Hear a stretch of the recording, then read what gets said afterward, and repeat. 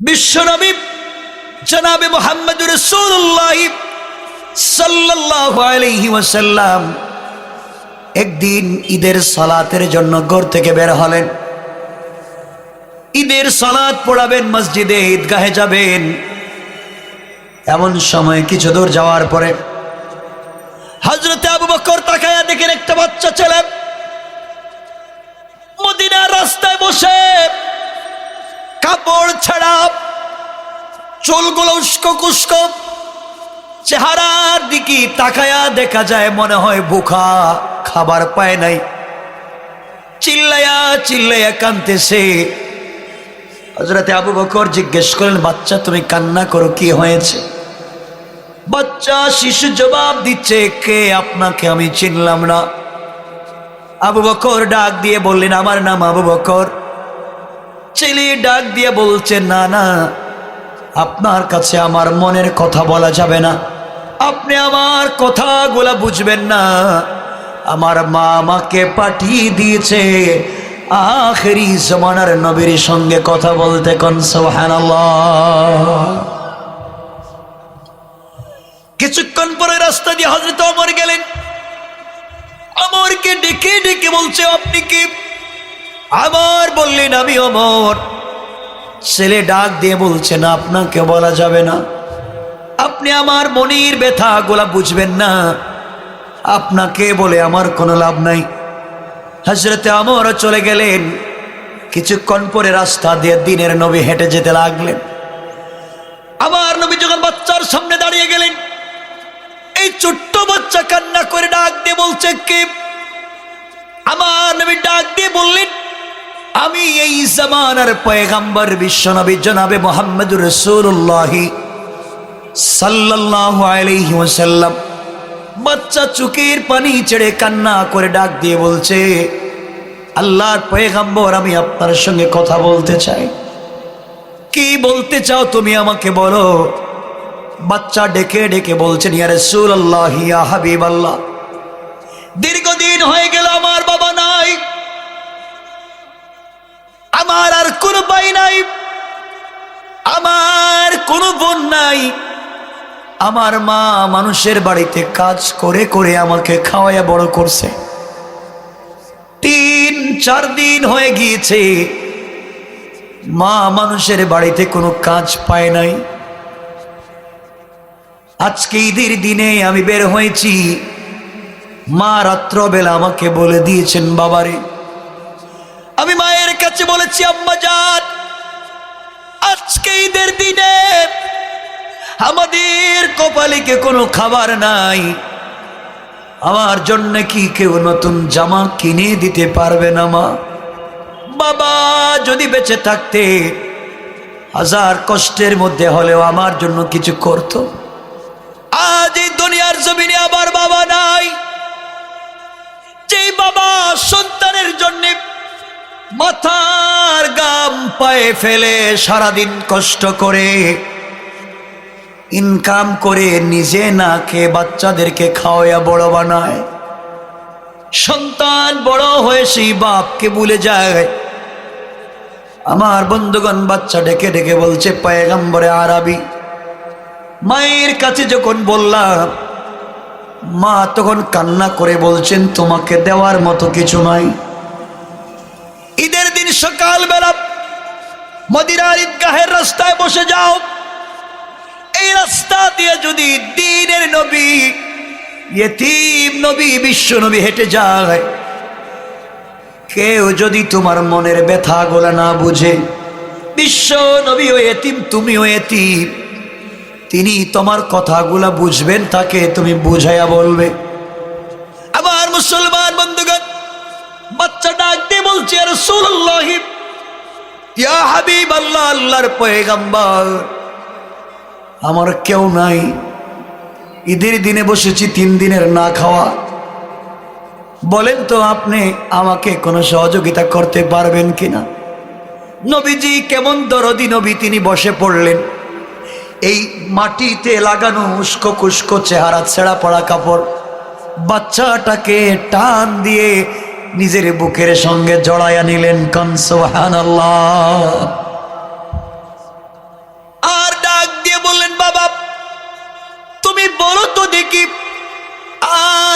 কি আমি যদি তোমার বাবা হয়ে যাই আর আয়েশা যদি তোমার মা হয়ে যায়, বলো তো তোমার মনের ব্যথা কি দূর হবে? বাচ্চা কেঁদে কেঁদে ডাক দিয়ে বলছেন, ইয়া রাসূলুল্লাহ, ইয়া হাবিবাল্লাহ, আল্লাহর পয়গম্বর, আপনি যদি আমার বাবা হন, আয়েশা যদি আমার মা হয়ে যায়, সারা পৃথিবী কেউ যদি আমার নামে লিখে দেয়, সব কিছু ছেড়ে দিতে পারি, কিন্তু এমন মা বাপকে আমি ছেড়ে দিতে পারি না। সুবহানাল্লাহ পড়েন। একদিন রাসূল পাক সাল্লাল্লাহু আলাইহি ওয়াসাল্লাম মসজিদে আন-নববীতে বসে আছেন, বিশ্বনবী। আমার মুসলমান বন্ধুগণ, এমন সময় একটা ছোট্ট ছেলে ইতিম আল্লাহর পয়গম্বরের সামনে এসে চোখের পানি ছেড়ে কান্না করে ডাক দিয়ে বলছে, আল্লাহর পয়গম্বর, আমি আপনার কাছে একটা বিষয়ের বিচার দিতে এসেছি। নবীজি বললেন, কি দিতে এসেছ? ইতিম বলতে লাগলেন, ইয়া রাসূলুল্লাহ, আমার বাবা কিছুদিন আগে ইন্তেকাল করলেন। ইন্তেকাল করবার পরে আমার বাবা আমার জন্য একটা বাগান রেখে গিয়েছিলেন, ছোট্ট একটা খেজুরের বাগান। আমি এখন মোটামুটি বড় হয়েছি, আমি আমার খেজুরের বাগানের চতুর্দিকে বাউন্ডারি দিতে চাই, গার্ড ওয়াল দিতে চাই, আমি আমার বাগানকে আলাদা করে ফেলতে চাই। কিন্তু আল্লাহর পয়গম্বর, আমি যখন বাউন্ডারি করতে গেলাম, গিয়ে দেখি আমার সীমানার মধ্যে আমি যেই দিকে বাউন্ডারি করতে চাই, এ বাউন্ডারির একবার সীমানার মধ্যে একটা খেজুর গাছ আরেকজনের পড়ে গিয়েছে। আল্লাহর পয়গম্বর, আমি এই লোকটার কাছে গেলাম, গিয়ে বললাম, আঙ্কেল, আপনার সম্পদের কমতি নাই, আল্লাহ আপনাকে প্রচুর সম্পত্তি দিয়েছেন, দুনিয়ার জমিনে সম্পদের অভাব নাই, আমি এতিম, আমার সীমানায় আপনার একটা গাছ চলে এসেছে, আপনি যদি এতিম মনে করে আমাকে দান করে দেন, আমি নিয়ে নিব। পয়গম্বরে আরবি আমি বলবার পরে আমাকে দিল না। আমি বললাম, তাহলে আমার সীমানায় আপনার গাছ চলে এসেছে, আপনি আমার কাছে বিক্রি করে দেন। সে বিক্রি করতে অস্বীকৃতি জানাল। ইয়া রাসূলুল্লাহ, আমি বললাম, আমার কাছে দান করে দেও, দানও করতে চায় না, বিক্রিও করতে চায় না। আমি বললাম, আমি সীমানা দিব, বাউন্ডারি করব, তুমি গাছটাকে কেটে তোমার নিয়ে যাও, আমার দরকার নাই, কাটতেও চায় না, গাছ কেটেও নেয় না, আমার কাছেও বিক্রি করে না, দানও করে না, আমি বাউন্ডারি দিতে পারি না। আমার মুসলমান বন্ধুগণ, বিশ্বনবী বললেন, থামো যুবক, থামো, আমি লোকটাকে খবর দিয়ে আমার কাছে নিয়ে আসি। আল্লাহর পয়গম্বর সাহাবায়ে কেরামকে নিয়ে মসজিদে বসা। এমন সময় লোকটাকে খবর দিয়ে রাসূল পাকের কাছে পাঠানো হলো। আমার নবী ডাক দিয়ে বললেন, শোনো, এই এতিমের জায়গার ভিতরে, এতিমের সীমানার ভিতরে তোমার একটা গাছ চলে এসেছে, তুমি গাছটা বাচ্চাকে দান করে দাও। লোকটা বলতে লাগলো, আমি দান করতে পারবো না। বিশ্বনবী বললেন, এরপরও পারবে না? নবীজি বললেন, লোকটার কাছে বিক্রি করে দাও, বিক্রিও করব না। নবীজি এবার বললেন, কেটে নিয়ে যাও, কাটতেও চায় না। এবার নবীজি বললেন, তাও যদি করতে পারো না, আমি দিনের নবী, আখিরি জামানার পয়গম্বর, তোমাকে বলছি, এই গাছটা তুমি আমাকে দান করে দাও। যুবক বলছে, আপনাকেও দান করব না। নবীজি বললেন, আমার কাছে বিক্রি করে দাও, বিক্রিও করবে না। নবীজিও ফেল, মোটামুটি তার কাছেও বিক্রি করবে না, কথা শুনবে না। এমন সময় একজন সাহাবী ওই জায়গায় বসা ছিলেন, শিল্পপতি সাহাবী, ধনী, যার নাম হচ্ছে হযরত আবু দাহদা রাদিয়াল্লাহু তাআলা আনহু। তিনি দাঁড়িয়ে গেলেন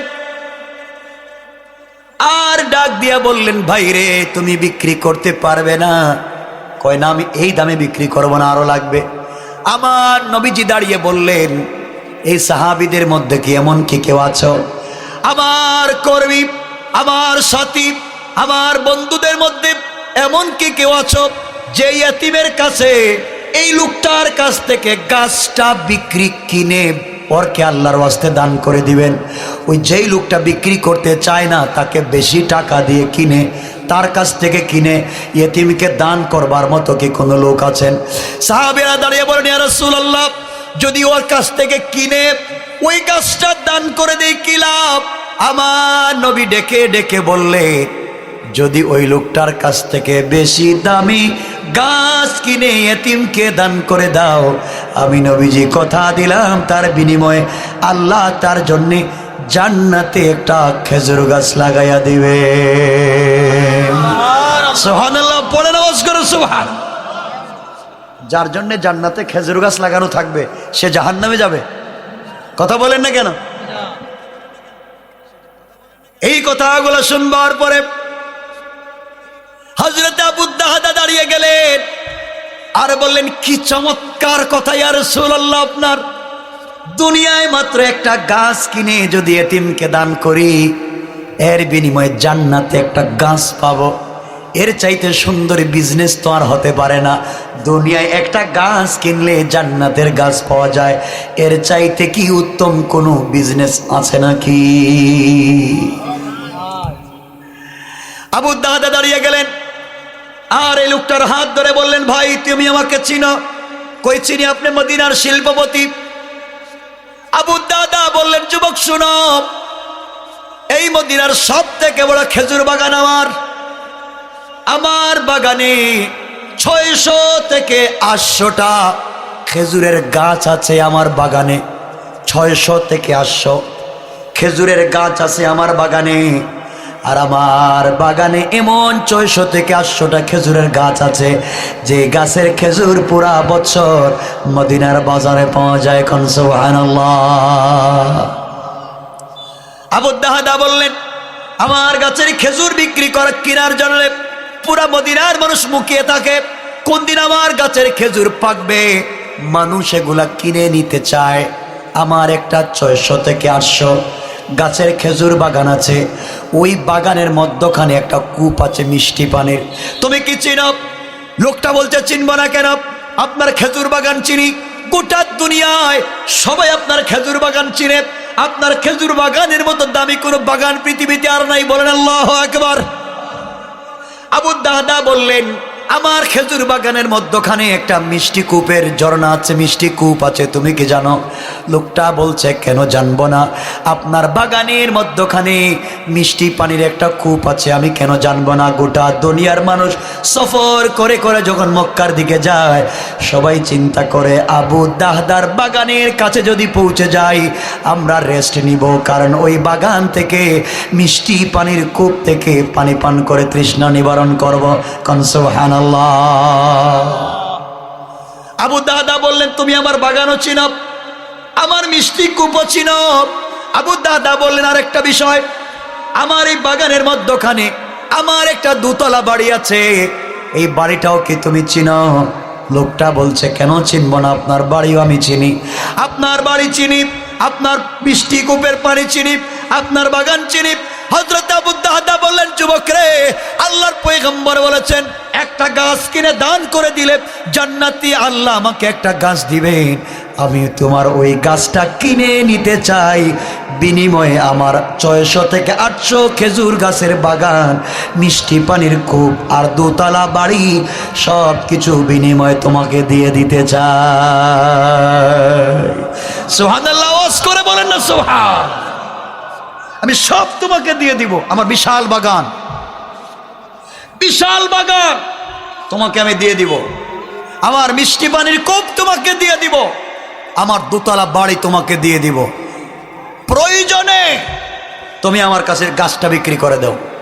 আজান হচ্ছে, আমরা বুঝতেছি এখানেও আজান হবে না, এখানে নামাজ হবে, এজন্য আপনারা বসেন, আমি কয়েক মিনিট আলোচনার সময় যতটুকু দেওয়া আছে এর ভিতরেই সংক্ষেপ করব।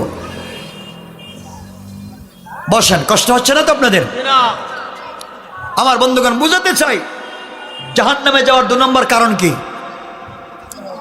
এতিমের হক মেরে খাওয়া আর দান করলে কেমনে জান্নাতে যাওয়া যায় চা বলতেছি। আমার মুসলমান বন্ধুগণ, এক পর্যায়ে লোকটা বলছে, আবু দাহদা তুমি আমার সঙ্গে দুষ্টামি করতেছো, মস্করা করো। একটা মাত্র 10 টাকা দামের খেজুর গাছ, তার জন্য তুমি হাজার হাজার কোটি টাকা দামের বাগান দিবে, আমার বিশ্বাস হয় না। এমন সময় আবু দাহদা বলেন, আমার নবীজি সাক্ষী, সকল সাহাবীরা সাক্ষী, আমি জান্নাতে খেজুর গাছ কিনতে চাই, দুনিয়ার সম্পদের আমার দরকার নাই, তোমাকে দিয়ে দিলাম। এই কথা বলে লিখিতভাবে তাকে তিনি বাগান, বাড়ি এবং পানির কোপটা দিয়ে দিলেন। দেওয়ার পরে এই গাছটা কিনে তিনি গরিব বাচ্চা এতিমকে দান করে দিলেন। দান করার সাথে সাথে বিশ্বনবী মুচকি হেসে দিলেন। সাহাবীরা বললেন, ইয়া রাসূলুল্লাহ, আপনি হাসেন কেন? বিশ্বনবী বললেন, সাহাবীরা রে, এই মুহূর্তে জিবরিল আমিন এসে আমাকে জানায়া দিল, আবু দাহদার মতো এত ভালো ব্যবসায়ী আল্লাহর জমিনে আর নাই। আল্লাহ বলেছেন, আবু দাহদা একটা গাছ দান করে জান্নাতে একটা গাছ কিনতে চায়। আল্লাহ এত কৃপণ না, এত কৃপণ না, বরং আবু দাহদার জন্যে এমন হাজার হাজার খেজুরের বাগান আল্লাহ জান্নাতে আজকে লাগাইয়া দিয়েছেন। সুবহানাল্লাহ। বিক্রি করে দিলেন। বাড়ির দিকে যাচ্ছেন, আবু দাহদা মনে কি খুশি, একটা গাছ কিনে দান করছে, পুরো সম্পত্তি বিক্রি করে, তাও খুশি। বাড়িতে গেলেন, বাগানের গেইটে গেলেন, আজকে আর ঘরের ভিতরে ঢুকলেন না, বাগানের গেইটে দাঁড়ায়া হযরত উম্মে দাহদাকে ডাক দিয়া বললেন, উম্মে দাহদা ঘর থেকে বের হও। আবু দাহদাকে স্ত্রী বলছেন, স্বামীরে এভাবে তো কোনোদিন আপনি ডাকাডাকি করেন না, ঘরে আসেন, কি হয়েছে? আবু দাহদা তাকায়া দেখেন তার বাচ্চারা বাগানের মধ্যখানে মিষ্টি কূপের কাছে খেলাধুলা করে। বাচ্চাদেরকে বললেন, বাবা খেলাধুলা বন্ধ করো। স্ত্রীকে বললেন, স্ত্রী ঘর থেকে নেমে আসো, আমি ঘরে ঢুকবো না। স্ত্রী ঘর থেকে বের হয়ে আসলেন। আবু দাহদা মুচকি হেসে বলেন, স্ত্রী রে, যেই দুতলা বাড়িতে তুমি থাকো, যেই মিষ্টি কূপের পানি তুমি পান করো, যেই বাগানের ভিতরে আমরা থাকি, এই বাগান বাড়ি এবং মিষ্টি কূপ সব আমি বিক্রি করে দিয়েছি, চলে আসো। স্ত্রী বললেন, স্বামী কোন কথা বলেন? এই পৃথিবীতে আপনার বাগান কিনবার মতো টাকা কার আছে? এই মদিনার এত বড় ধনী লোককে যে আপনার বাগান কিনে নিতে পারে, এত টাকা আছে কার? আবু দাহদা বলেন, আছে রে, আছে। দুনিয়ার কোনো ব্যক্তির কাছে বিক্রি করি নাই, আমি বিক্রি করে দিয়েছি আরশে আজিমের মালিক স্বয়ং আল্লাহর কাছে। কান সুবহানাল্লাহ।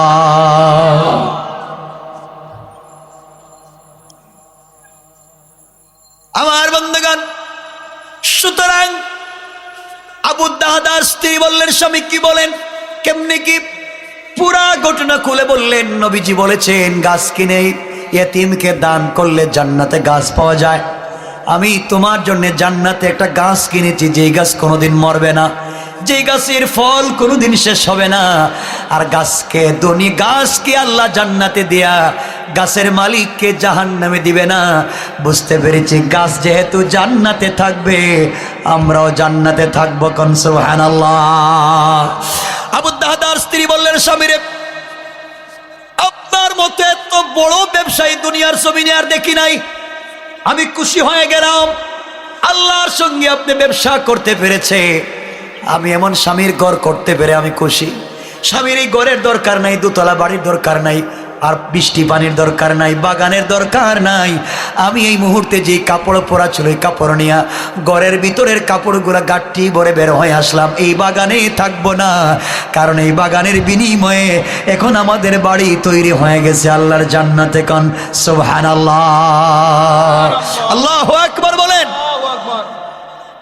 তাহলে আমরা বুঝতে পারলাম, যারা জাহান্নামে যাওয়ার 2 নম্বর কারণ হচ্ছে যারা এতিম মিসকিনকে ঠকায়, আর তারা জাহান্নামে যায়। আর যারা জান্নাতে যাবে তারা এতিম মিসকিনকে দান করবে। কোন ঠিক কিনা? কয়টা বলছি? 2টা বলছি। আল্লাহ রাব্বুল ইজ্জত ওয়াল জালাল 3 নম্বরে বলছেন যারা জাহান্নামে যাবে, এদের 3 নম্বর কারণ আল্লাহ বলছেন, ওয়া কুন্না নাখুদু মাআল খাইদিন। আল্লাহ রাব্বুল ইজ্জত ওয়াল জালাল বললেন যারা জাহান্নামে যাবে, 3 নাম্বার যারা জাহান্নামে যাবে যেই কারণে, 3 নাম্বার কারণ হলো যারা অনর্থক অর্থহীন বিনোদন নিয়ে ব্যস্ত থাকে, অনর্থক কাজ নিয়ে ব্যস্ত থাকে, ভালো কাজ করে না, অনর্থক বিনোদন অশ্লীল অপসংস্কৃতি নিয়ে ব্যস্ত থাকে, গান বাজনা নিয়ে ব্যস্ত থাকে, ভালো কাজে যেতে পারে না। আল্লাহ বলেছেন এই 3 নাম্বার কারণে লোক যাবে জাহান্নামে। কন্যা আউযুবিল্লাহ। কয়টা বলছি? কথা বলেন। 3টা। 1 নাম্বার সালাত, 2 নাম্বার এতিম মিসকিন গরিবের হক, আর 3 নাম্বার হচ্ছে যারা অনর্থক বিনোদন অশ্লীল অপসংস্কৃতি নিয়ে গান বাজনা নিয়ে বসে থাকে, দ্বীনের পথে যায় না, তারা কোথায় যাবে? কথা বলেন। জাহান্নামে। 4 নাম্বার আল্লাহ বলেছেন ওয়া কুন্না নুকাযযিবু বিয়াউমিদ্দিন।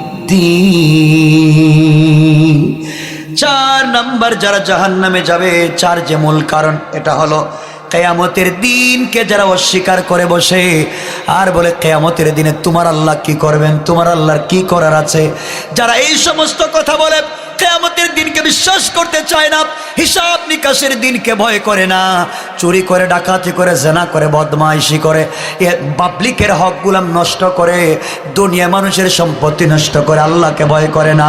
আল্লাহ বলেন যারা ওই সমস্ত কাজ করে তারা জাহান্নামে যাবে। কন্যা আউযুবিল্লাহ। তাহলে জাহান্নামে যাওয়ার কারণ বলছে কয়টা? মূল কারণ কয়টা? 4টা। আমি লম্বা করব না, যেহেতু কথা এখানে রেখে দেব, কয়েক মিনিট বসবেন আপনারা। জাহান্নামের কারণ বলছে কয়টা? কথা বলেন না। 4টা। তাহলে কয় কারণে আমরা জাহান্নামে যেতে পারি? মূল কারণ কয়টা? 4টা। জাহান্নাম যেহেতু আরেকটা বলছে জান্নাত, তা আমি 2 মিনিটে আপনাদেরকে কথাটা বুঝাইয়া দিই, তাহলে একটা বিষয় বুঝতে পারবেন। 4 কারণে কোথায় যেতে হবে মনে থাকবে তো ইনশাল্লাহ? কথা বলেন। 4 কারণে জান্নাত সহজ। 4টা মূলনীতি যদি ফলো করেন তাহলে আপনি জান্নাতে যাবেন। 1 নাম্বার আল্লাহ বলেছেন যারা জান্নাতে যাবে কাদ আফলাহাল মুমিনুন।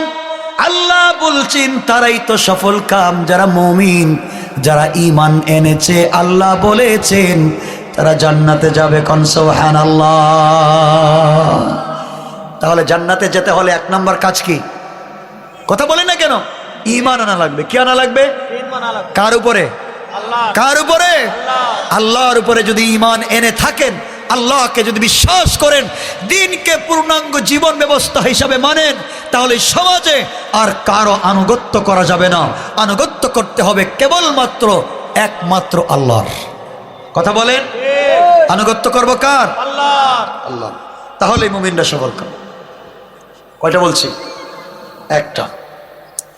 2 নম্বরে আল্লাহ রাব্বুল ইজ্জত ওয়াল জালাল বলছেন আল্লাযীনা হুম ফি সালাতিহিম খাশিউন।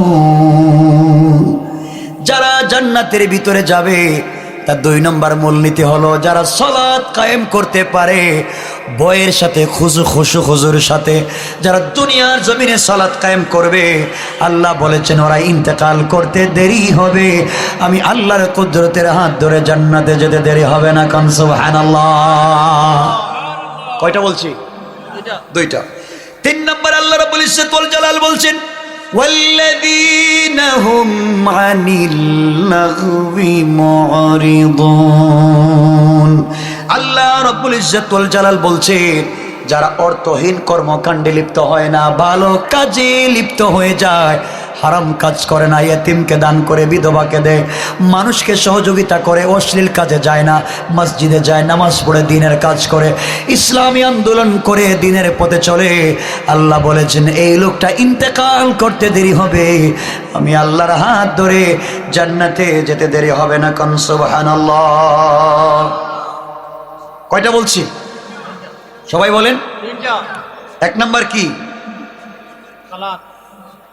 1 নাম্বার ঈমান আনা লাগবে। 1 নাম্বার আনুগত্য করতে হবে কার? আল্লাহ। আর 2 নম্বরে সালাত কায়েম করতে হবে। 2 নাম্বার সালাত। 3 নাম্বার সকল অনৈতিক কাজ থেকে বেঁচে থাকতে হবে। পারবো তো ইনশাআল্লাহ? 4 নম্বর আল্লাহ বলেছেন ওয়াল্লাযীনা হুম লিয-যাকাতি ফাইলুন, যারা যাকাত দান করে, যাকাত দেয়, আল্লাহ বলেছেন যারা সম্পদের যাকাত দিতে পারে, আল্লাহ বললেন তারা মরতে দেরি হবে, জান্নাতে যেতে দেরি হবে না। কোন সুবহানাল্লাহ। আজকে তো যাকাত ভিত্তিক রাষ্ট্র ব্যবস্থা নাই। আল্লাহ দিয়েছিলেন যাকাত আর শয়তান দিয়েছে সুদ। কথা বলেন না?